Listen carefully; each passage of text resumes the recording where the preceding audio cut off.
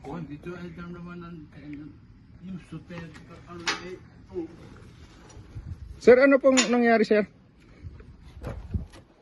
Ito po, yung kadena natin naputol. Oh. Galing nyo namang millwright dito sa Canada, sir. Ganon talaga ang buhay.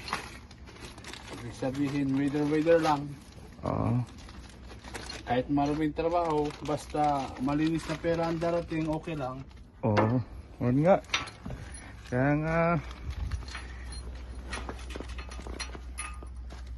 pumunta rin ako dito para magtrabaho kahit malit ang sahod. Okay lang. Pero sa inyong mga millwright, sir, malaki ang sahod nyo, ano?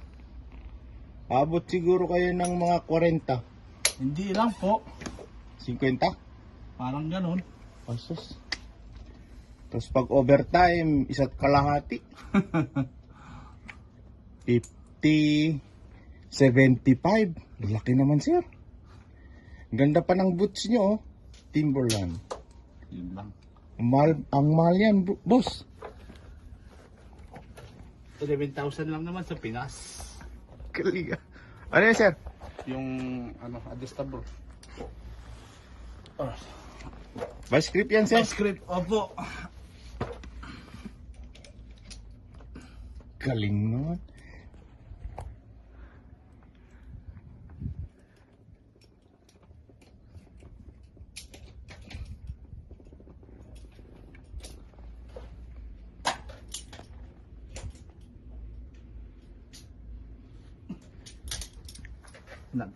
Wah.